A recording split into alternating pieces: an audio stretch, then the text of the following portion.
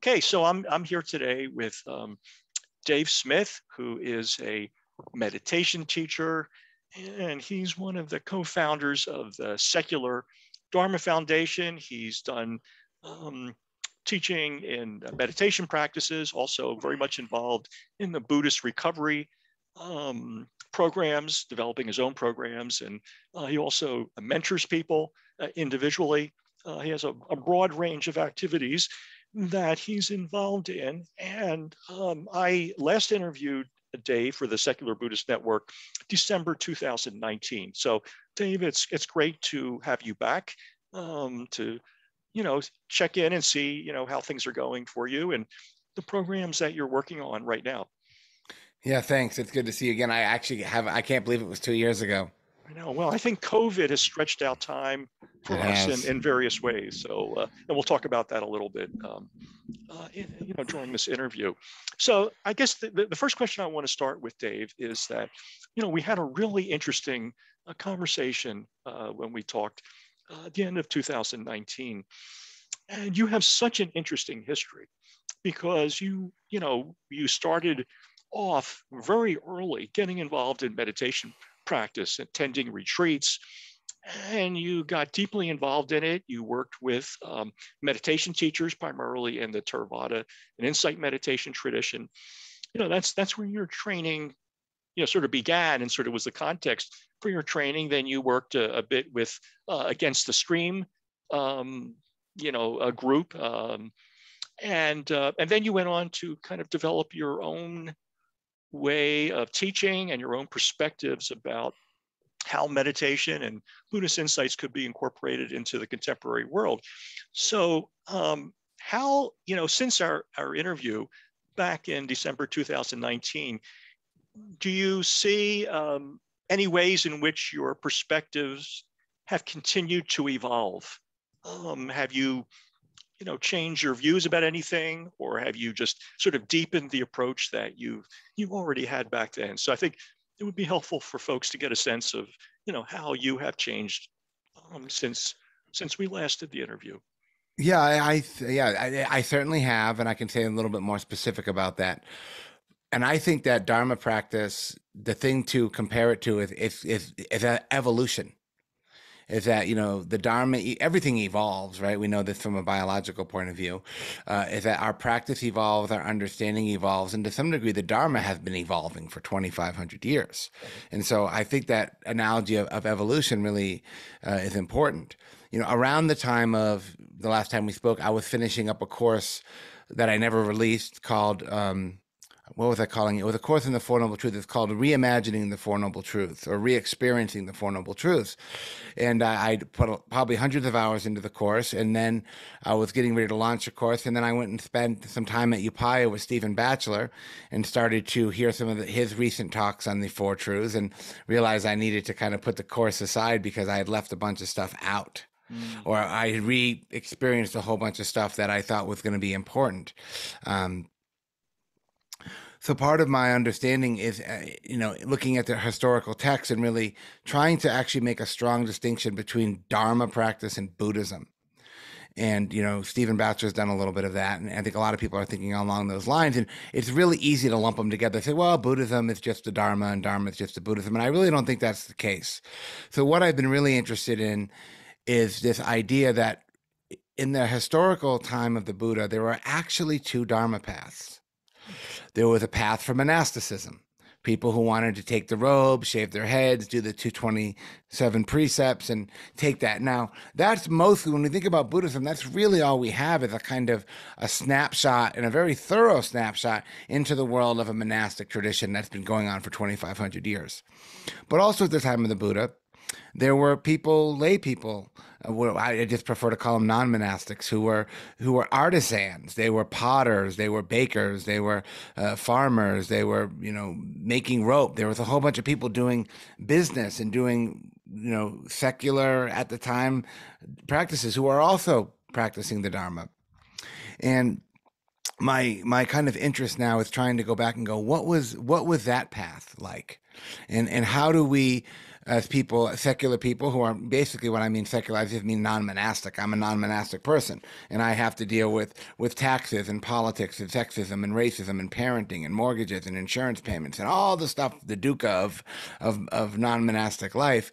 And I think that there's a lot of stuff that gets left out, especially and particularly around the teachings of, the classic teachings of right speech, right action, and right livelihood. So I spent the majority of the last couple of years trying to rethink and repackage and come up with really practical applications for how we can use the Sila path factors, as they're traditionally called, as actually not part of, but actually to some degree, even the means of the liberation process itself. That's so interesting. I think you're right that to the extent that lay people are talking about in early Buddhism, it's kind of almost as an afterthought, or maybe a way of sort of how can I put it, sort of confirming the Buddha's message, but the actual path for lay people is not very much defined, because obviously the emphasis then was on building the Sangha through through monastics and through monasticism. So this is, I think this is that's a really interesting point. And again, I think it's also true that, as you say, that the factors of right speech and right action, right livelihood, are not necessarily the ones that are most emphasized by meditation teachers. And I know that's been, my experience in going on retreats, that you'll hear some Dharma talks around, say, maybe right speech, but rarely around right livelihood. Right. How do we actually live in this society in a way that is mindful and compassionate? So, that's really interesting. I want to, obviously, for all of us, the experience of living our lives in a context in which there's been this pandemic, and with all the changes and all the challenges and stresses that have come with that, have been they predominated. It's had huge changes for all of us, just in terms of our practical day-to-day lives and our thinking about things. So I wanted to ask you, just we had the interview back in December 2019. 3 months later, right, COVID hit, right, and it just upended everything. So I wanted to ask you how you live in Colorado, right? In a rural part of Colorado. So how has the pandemic affected you, both personally in terms of your practice, but also in terms of, your teaching and the projects that you have? And if you've learned any lessons from that, or just how have you experienced this whole period? It's interesting because, as much as the pandemic has been a tragedy for most, and it's really been disruptive to life, and there's a lot of things about it that have been challenging and negative, we could say, but there's always the other side of the coin. And for me, I would say that I mostly have found this period of time to be fruitful. And I found it to be more meaningful. And it's really challenged me to question why I do what I do. So I think that I've actually really grown a lot during this period of time. And to some degree, the timing was good, because I was driving back from Upaya Zen Center after being with Stephen Batster on the retreat for 5 days. And on my ride home, about 30% of my work for the upcoming year got canceled. Wow. So it was a huge financial disruption. Yeah. And so me and my wife really just kind of, having been on retreat so much, our home life kind of became like a retreat center. Because we weren't going anywhere. We were only going to the grocery store every 2 weeks, wearing masks. We were really taking it very seriously. So we had this kind of almost monastic home life where we kind of got up at the same time. We ate food we had a very kind of routine schedule, and it was really, really, really quite nice. I also got the luxury of being home with my small child, who was at the time, only one. So I've been really home with my family. So that's been nice.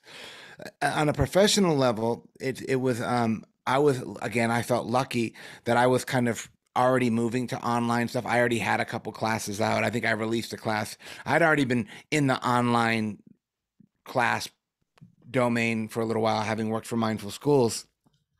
So I was prepared for that. I also had a mentoring program that I could have grown, that I did grow during that time. But what it forced me to do, and I actually like this, I find that every 3 or 4 years, I kind of have to rethink everything. especially being a Dharma teacher, which is just kind of it's just a weird career choice. There's no, it's totally choose your own adventure. It changes constantly. It's always stressful. There's always the financial underpinnings. It just made me get more honest about what it is that I want to do. And, when I started, all my programs got canceled. I noticed there were certain programs or certain retreats that I had on the calendar for the following year that when they got canceled, I felt relieved. I was like, well, I guess I don't have to go do that now. And I was like, it made me really rethink about what are the things that I do as a teacher that are actually meaningful to me, rather than just like, because what happens, it turns into, and I picked up actually some bad habits from my friend Noah Levine, my teacher, who just was like, you just say yes to everything and you just go out and you do the work and it all comes out in the end.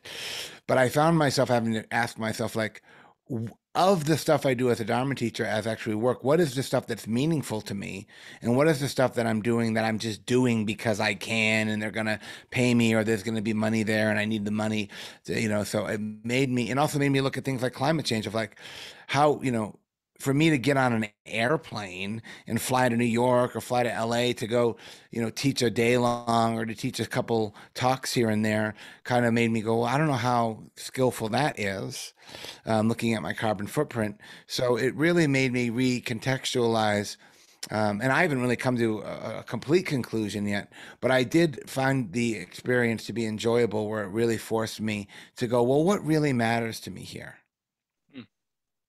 I think that's so important. And unfortunately, we have in our society, in a capitalist society, you have to earn a living, right? You have to be able to support yourself and your family. And there are a lot of, it's unfortunate, but there's a certain amount of competition, right? In terms of who's going to be able to do retreats, and, will there be enough opportunities to, and I think that, yeah, I mean, I could see that this would be an opportunity just to kind of put a pause on that sort of routine default position of, okay, I got to get out there. I have to do these retreats.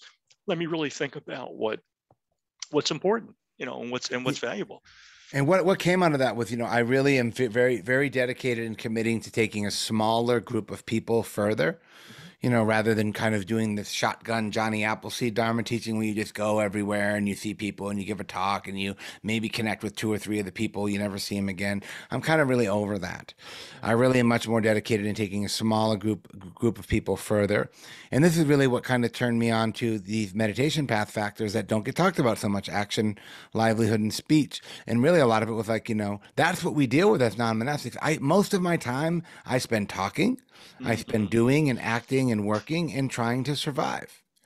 And so if that is so much of my day, and I don't have a Dharma framework or a contemplative framework how to approach that, I think we're missing out on so much. And, when you look to the Dharma, even the early teachings, you don't get much. You get, you get these 4 suggestions around right speech. You get the 5 precepts. And for livelihood, you get like basically nothing. Right. So don't sell weapons, don't sell drugs, don't human traffic, like most of us probably aren't even interested in that stuff anyway. So we don't really get anything. Yeah. Although I deal with it all day long. Right.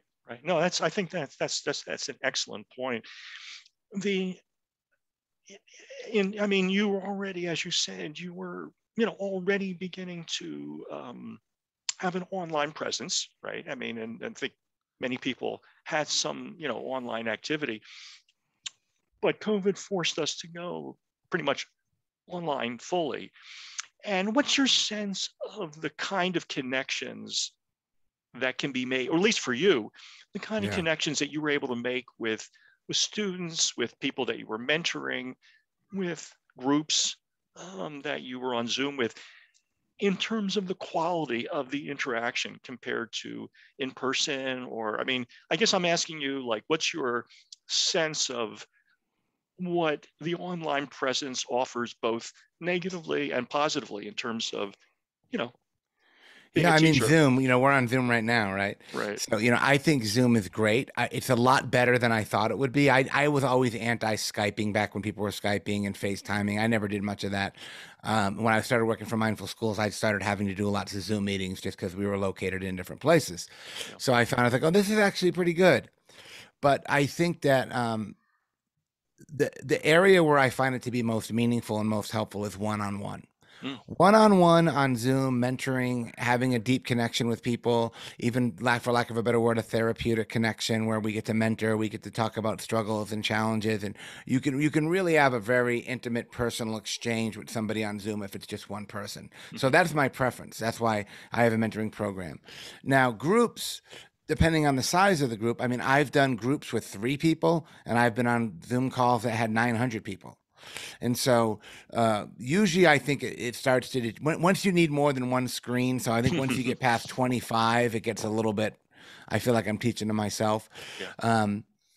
I do some of that stuff. Like there are some Dharma communities around the country: San Francisco Dharma Collective, Bozeman Dharma Center, Albuquerque Insight, Durango Dharma Center. There's quite a few Dharma centers that I have a personal relationship with that I'll do stuff for. And I'm happy to do that. I don't know how helpful it is actually to the participants. I think those are the kind of meetings people are kind of getting burned out on, where you're just kind of zooming in and you're probably half watching what's going on. I'm happy to do that. I don't find it to be, it feels to me like work. It's like, okay, I'm going to do this work tonight. The one thing I haven't done that I'm very resistant to, and I don't think I'll ever do, is people have been doing online retreats, actual meditation, multi-day retreats. Right. First of all, logistically, it doesn't really work out for me because I have screaming children downstairs, and it's just I don't really have I don't have an environment where I can be away that long.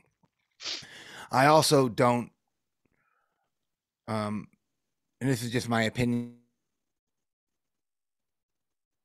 but I don't think you can. I really believe strongly that you cannot recreate the retreat experience on a computer screen. I just don't think it can be done, because the power of in-person retreats is what happens in that space. There's a Dharma transmission.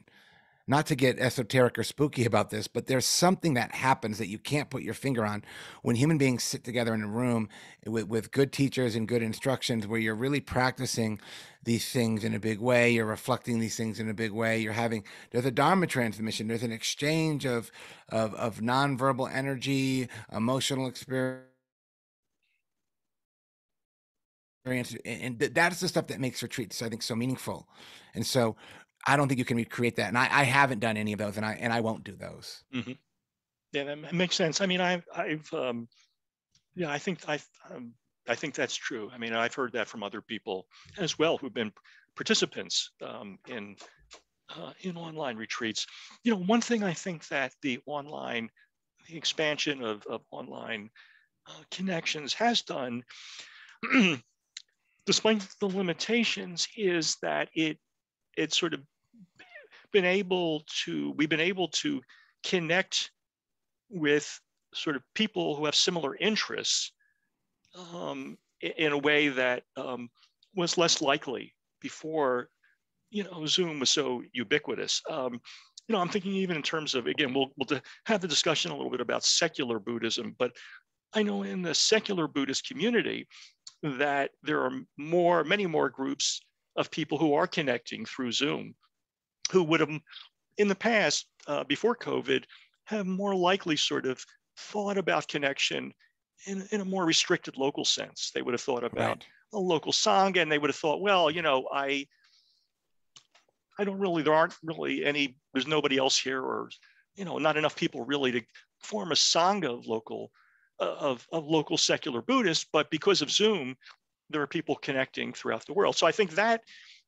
has been good. But I certainly agree with you that, beyond a certain point, a certain number of people, you just don't get that a level of interaction that is really particularly fruitful. Well, you're pointing to something that I'm glad you pointed to. I think it's Yeah. really important. I forgot to mention is that's really true about Zoom. It's like what they would maybe call an affinity group, where Yes. you can participate in groups and programs and meditations and communities that are much more specific to your interests because of Zoom. Right. Like if I live in a city, I'm at the mercy of whoever is teaching at my local Dharma center. So if I want to participate in Buddhist programs or Dharma programs and I live in LA or New York, I'm only going to have access to the people that I have access to. And I may or may not be interested in what they have to say. And I just kind of have to accept that this is what's being offered. And that's how that goes. But I have found that to be true. It's like, because I can zoom in, I did a program on not self with Stephen Batchelor and John Peacock, and they were both in Europe doing it, and I was able to participate in that program.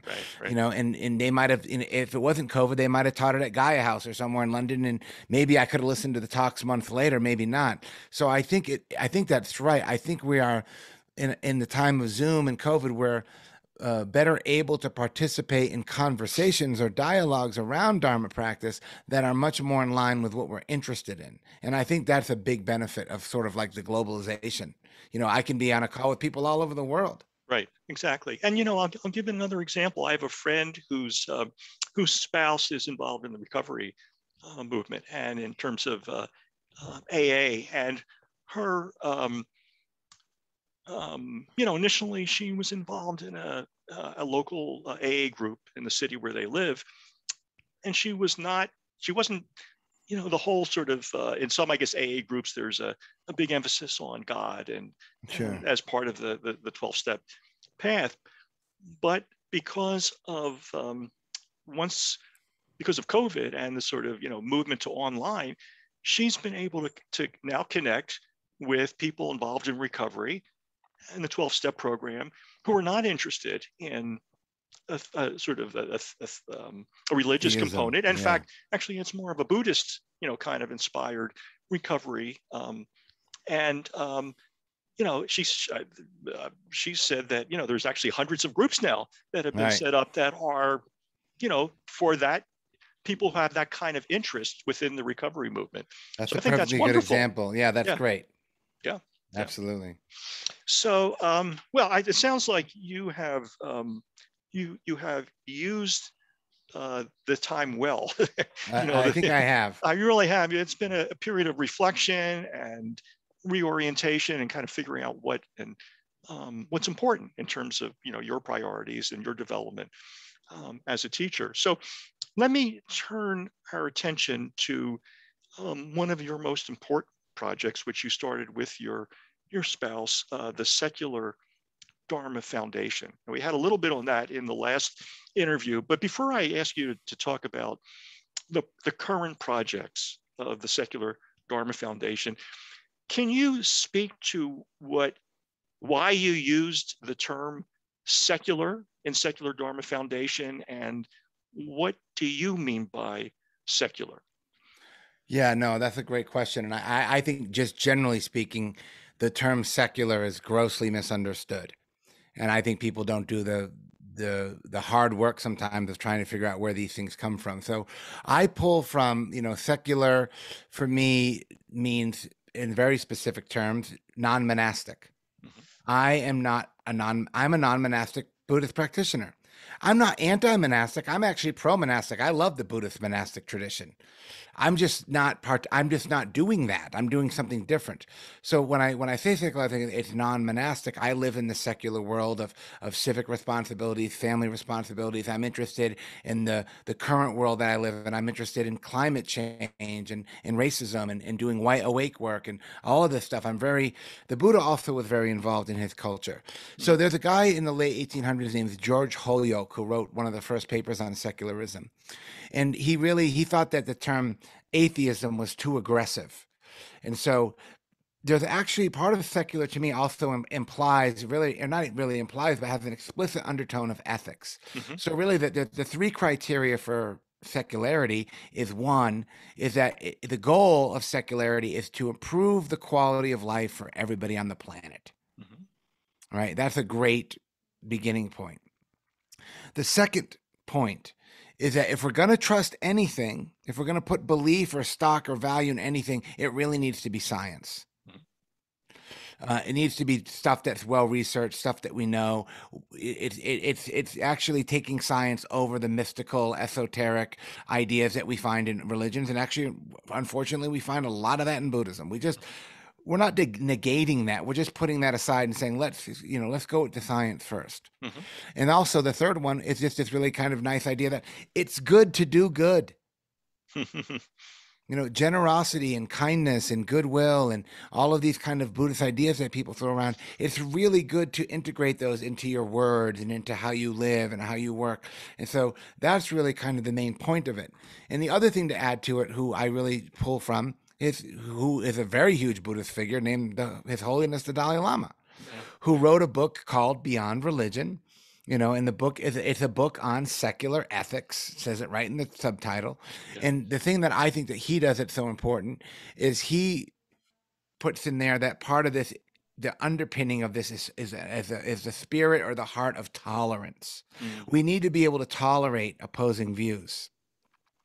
We need to tolerate the fact that we don't all agree on all things, and that's okay. And so I like that because in my secular views, I work with I have students who are devout Catholics, devout Christians. I work with people who have very strong religious faith. And I shouldn't say I tolerate that. I actually respect that. There's no problem. You can practice the Dharma and still have that as well. And that's really the spirit of tolerance. To say, well, you can be a devout Catholic and have a Dharma practice. You can be a devout Christian and have a Dharma practice. They're not exclusionary. And so those are the ideas I think that really, really ring true to me as being important in taking those ideas to a Dharma practice. I think is really, you're going to get your best bang for the buck, because the secular world has so much to offer in terms of psychotherapy, in terms of science, in how we understand the mind, how we understand therapeutic process and attachment theory and trauma therapy and addiction. We know so much that we would be foolish not to integrate those ideas into a Dharma practice. And so that's kind of our goal, is a marriage of these two worlds that has these kind of things as an undertone. Great. I want you to continue talking about the foundation, but I just want to respond. I think that was a really sort of a really insightful and excellent kind of way of talking about secularity. I know that to some extent there's been this sort of, in the discussion between secular Buddhists and traditional Buddhists, it sort of gets hung up sometimes on sort of binaries. It's like traditional religion versus the secular. Does that mean secularity is anti-religious and so forth? And it does not mean that. Secularity includes that. Right. And I think that's the pushback that they get is of course, binaries, as we know, for many reasons, are not helpful. Yeah. And so it's not, for me, secularism is not a middle way between those. It's actually around it, encompass those. It can see the binaries, it can see the polarities for what they are, and bring those in, and are really in the spirit of tolerance, in the spirit of kindness, and the spirit of, this is not a belief system. This is a behavioral system. Right. I wish you had been one of the contributors to a recent book that came out from Shambhala. I know that book. Called Secularizing Buddhism, which I did a review for the Secular Buddhist Network website. And it was missing precisely the kind of sort of contribution that you could make to that discussion, which is to move away from binaries and to, I love the way you say, that your approach is sort of, it's for non-monastics, but it's not anti-monastic. Exactly. That's a really good point. So now let's move to the Secular Dharma Foundation. What are the current projects of the foundation? Well, right now, because of COVID, we've invested in some online courses. So we have 3 online courses. We have an online course called Mindfulness for Everyone, mm-hmm. which is just a great secular mindfulness training course. There's it's rarely a huge course. Mhm. There's 8 modules in it's like taking a class at a community college. It's everything you sort of need to know about mindfulness of the body, bringing in trauma therapy and nervous system regulation, dealing with the cognitive part of it, the mind, cognitive awareness, metacognitive awareness, emotional, relational. It's a very thorough course. So we have that course. So you can sign up for it at any time. It's a self-paced course. We also have a Buddhist recovery subscription course, which is you sign up and you pay a monthly fee and you get access to all of the online material. That also has a Buddhist recovery podcast that we've developed that goes along with that. And the great thing about the Buddhist recovery course, the subscription thing, is you can join and cancel anytime, kind of like with a Netflix or something. Mhm. But there's a weekly live class, so every Wednesday night, me and my wife Shannon, one of us will get on and we'll do a 1 hour, we'll do a teaching, we'll do a meditation, and we'll have a group discussion. So people can actually come into Zoom and they can practice together. We can explore these ideas together. We can share about our experience. So that's been a really successful program. We just released a course that I'm really excited about, actually with a woman who's a Tibetan monastic.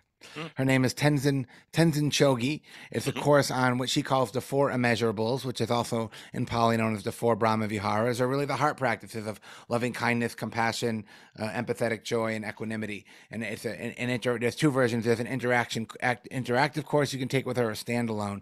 And we just launched that course about 2 weeks ago. It's a really great course, and we're really excited to have a woman's voice.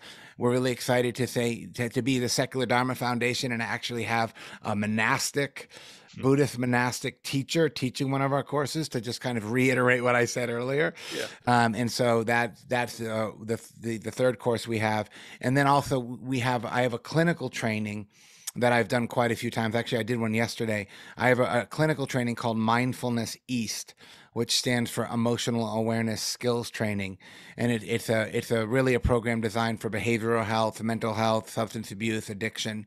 And it's a program I teach clinicians, people who work in mental health, substance abuse, any kind of therapeutic clinical world. It's a clinical training that I've done quite a few times, and so we also are doing that. Doing a podcast at some point, Mhm. and then also, so that's really what we have out there to offer, and we have some other stuff that's coming down the pipe. Wow, quite a package of programs. That's very interesting. So, if someone who's listening to this interview would like to connect with the Secular Dharma Foundation, I guess the easiest way would be through the website, right? So, do you want Yeah, to tell the listeners what the URL is for the Secular Dharma Foundation? it's seculardharmafoundation.com. Mm-hmm. It's a really basic website. We didn't invest a lot of time and energy into websites because I think they're kind of becoming a little bit of a thing of the past. It's an Yeah. easy to navigate website. If you want to contact us, there's a contact page. There's a program page. If you want to take any of the courses I just described, you can click on those.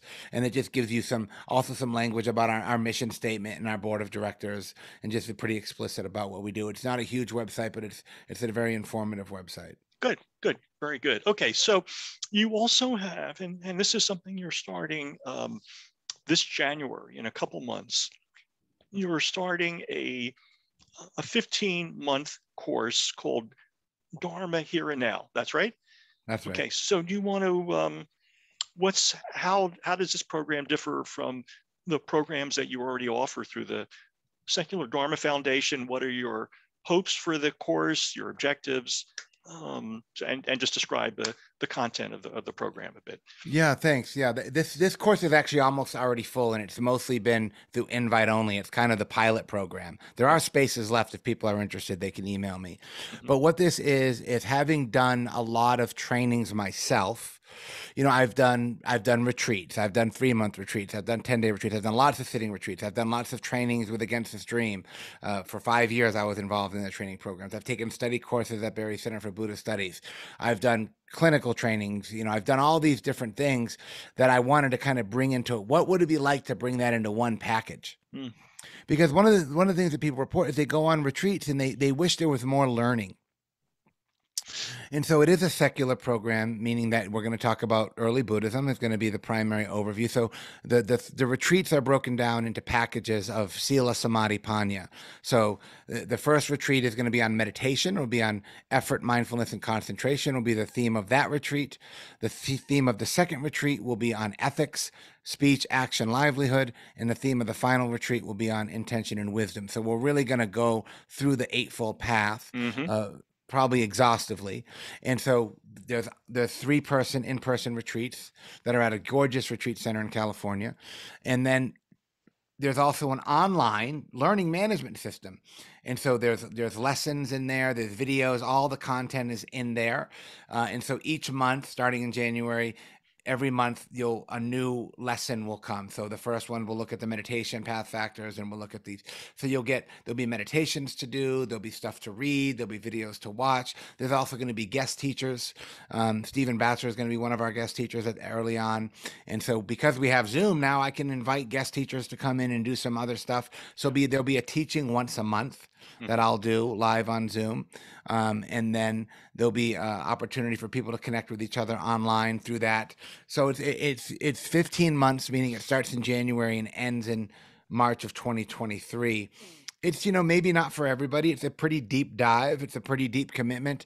It's not that time consuming, but it's a long period of time. The good thing about it is it's going to be the same group of people. So you're going to be on retreat with the same people 3 times.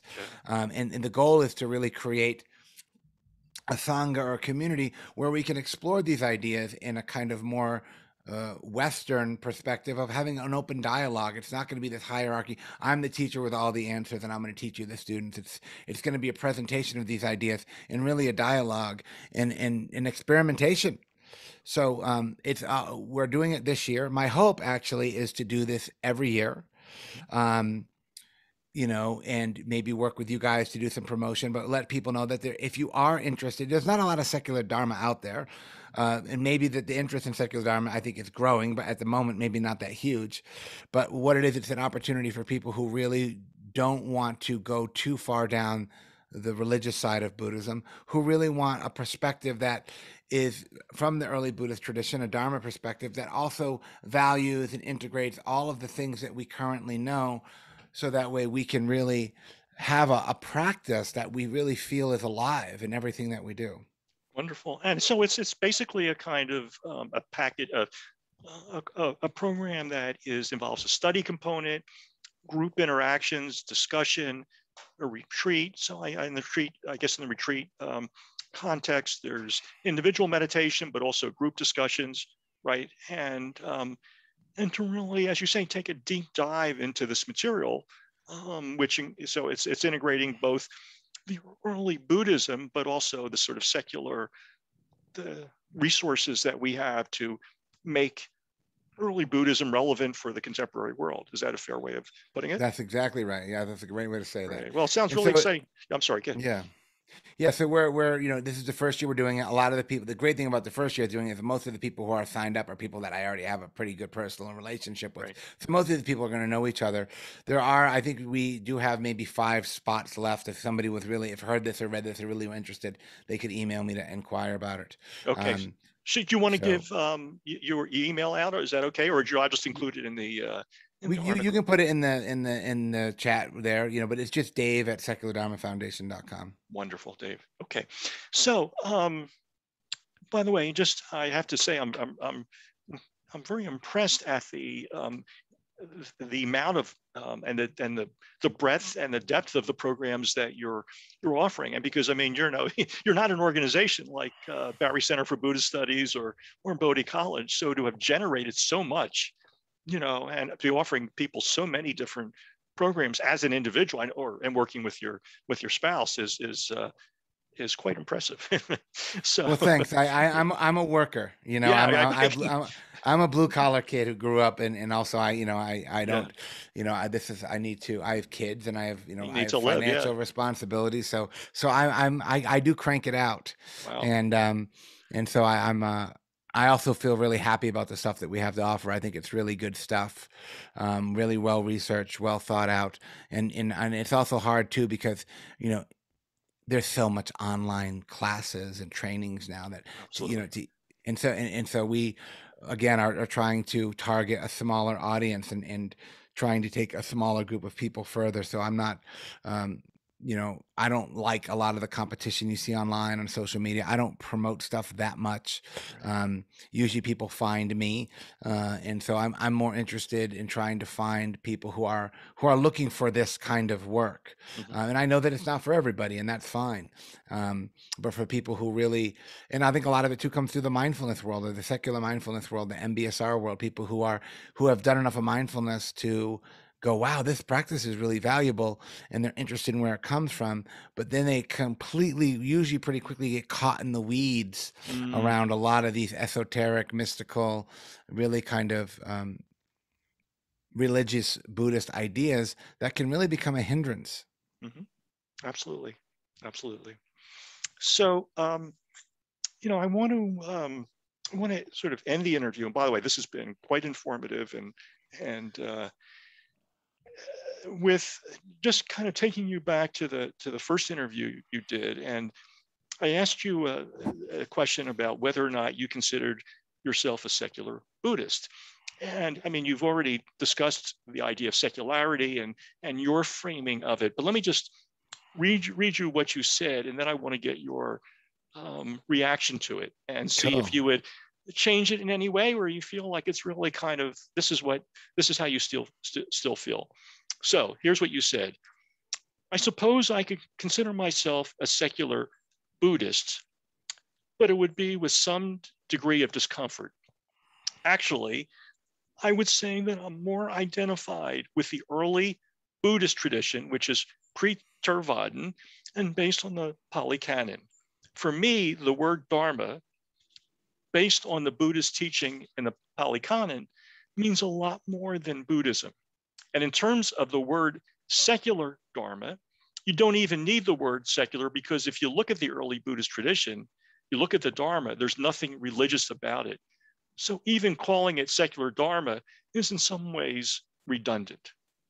Okay. Yeah. So, after, a couple of years, close to a couple of years since we last talked, how does that land on you now as a statement of your I would say I identity? feel pretty much exactly the same way, except for I feel more discomfort than I did then around associating myself with the word Buddhism. Yeah. Okay. And it's kind of, I think a lot of times I'll just say that I'm a Buddhist or agree that I'm a Buddhist out of a kind of form of laziness, because I don't want to describe to people. I don't want to go through the whole elevator speech of why, but I really, and I ask myself that question, am I a Buddhist? I could give you many examples of how I would say that I am. I could give you many examples of how I could say that I'm not.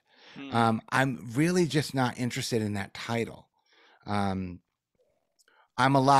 feel I'm a lot more other things than a Buddhist. And I think that in my investigation of the early canon, seeing there being two Buddhist paths, or two Dharma paths, I would prefer to say, I think when the Dharma became a religious monastic institution, that was the arising of what now we know as Buddhism. That's really what Buddhism is. Mm-hmm. Buddhism is a monastic training, a monastic version, 2-century-year-old version of the Dharma. So I don't really feel part of that, actually. I value that, and I respect that, and I'm grateful for that, and I have a lot of admiration for that, but I'm not that. I would say if I really had to, if I was filling out one of those forms, I would be very happy to check off a box that said secular humanist. So interesting. Yeah. I think that right. The identity of secular Buddhists it sort of provides a sort of a shorthand to kind of your approach, but there is so much more that's involved, and I think that a lot of people feel that way. They do feel connections with. They would think of themselves more as humanists, or they also, some people have identities in psychology or political activism. We have lots of identities, right? So many. And to some extent, Buddhism is bound up, as you say, with the kind of monastic training with certain sort of religious or metaphysical beliefs that'll, for a lot of us, it's not a matter of being opposed to them or rejecting them, but just saying it's just not relevant in our lives. So That's interesting. right. That's why I think the Yeah. science is key. And the reason why I like to drop the Buddhism is because I want to make space for people who have other religious belief faiths. Yeah. So the question is, well, can I be a Christian and a Buddhist? It's like, well, Mm-hmm. you can be a Christian and practice the Dharma. Let's just not even worry about that, because now you're in the binaries of belief systems. Right. And so, if we're going to have a secular Dharma path perspective, it needs to be available to anybody who's interested in it, regardless of what they believe or think. And for me, I feel much better about that. I feel that's more in line with the spirit of the original teachings, and that you don't need to, because people ask me that for years and years and years, and even when I lived in Nashville, Tennessee, I worked with a lot of Christians. They're like, I'm really interested in this Dharma. Like, I really like this practice, and I really feel connected to it. But I have this Christian faith. Is that okay? Yeah. And I always found there was a rub up against that, and I was Mm-hmm. like, I'd love to find a way to remove that. And so I feel like very dedicated to say, like, the Dharma practice does not require anything. Yeah.